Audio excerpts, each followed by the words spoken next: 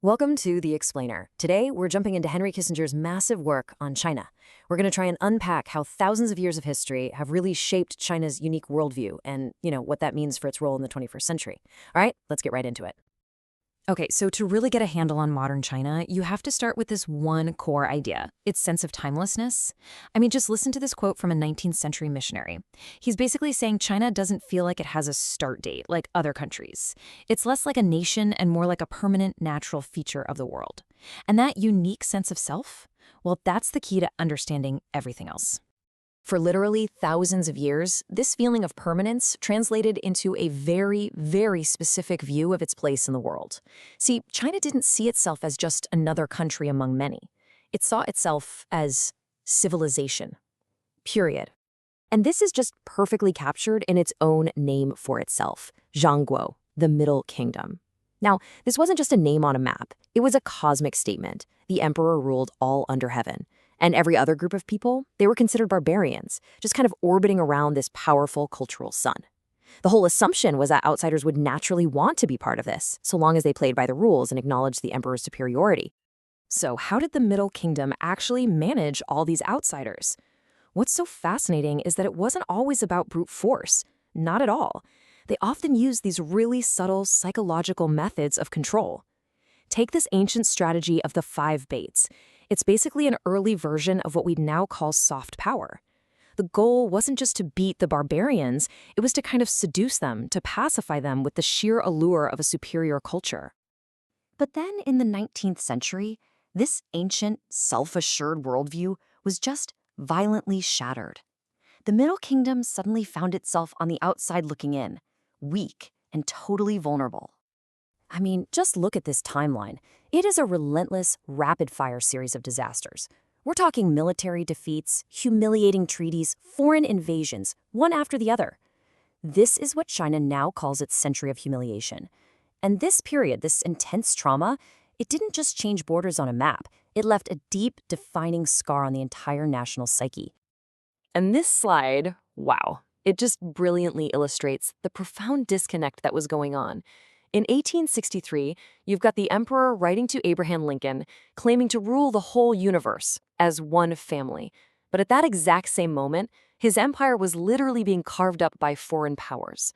The court's perception of its own authority just couldn't compute the brutal new reality of its own weakness. Some officials, though, they started to see the truth. This report from the First Opium War, you can feel the dawning, terrifying awareness. The West didn't just have different ideas, it had brutally effective technology that China's scholar officials were completely, totally unprepared to deal with. So this crisis, this deep national humiliation, it sparked this desperate search for a way to make China strong again. And the first, most radical attempt to do this came from Mao Zedong. He believed the only real solution was a complete and violent break with the past. For Mao, the biggest danger was complacency. He was convinced that China's weakness came from stagnation, from standing still.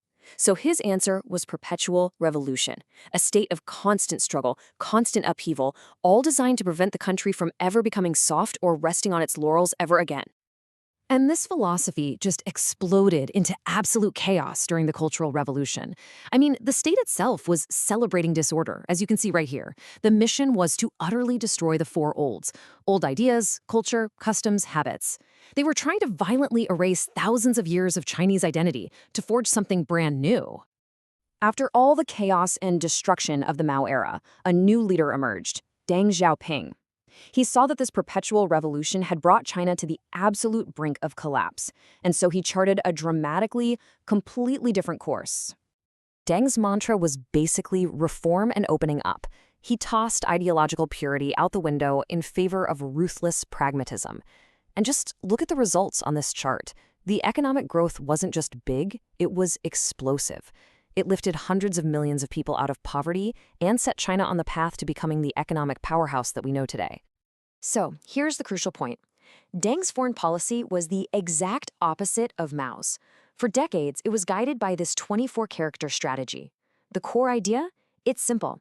Focus inward, build your strength quietly, and whatever you do, avoid confrontation at all costs while you heal and recover. And this patient strategy of hiding your strength and biding your time, well, it was astonishingly successful. China has now arrived. And this raises a really profound and maybe even unsettling question for the 21st century. And this really brings us to the core dilemma of our time. After decades of playing the long game, a powerful China is back on the world stage. But it's interacting with a global system built on a Western idea that all nations are, legally equal. This is fundamentally at odds with China's own history of being the undisputed center. So the big question is, how can these two totally different worldviews possibly coexist?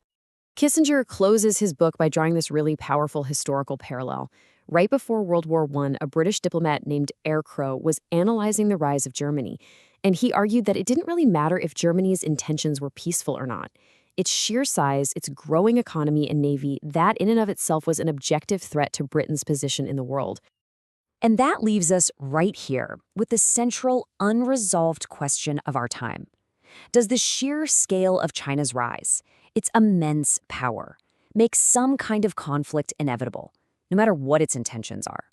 Or is it possible that a new kind of balance can be found between this ancient civilization state and the modern world?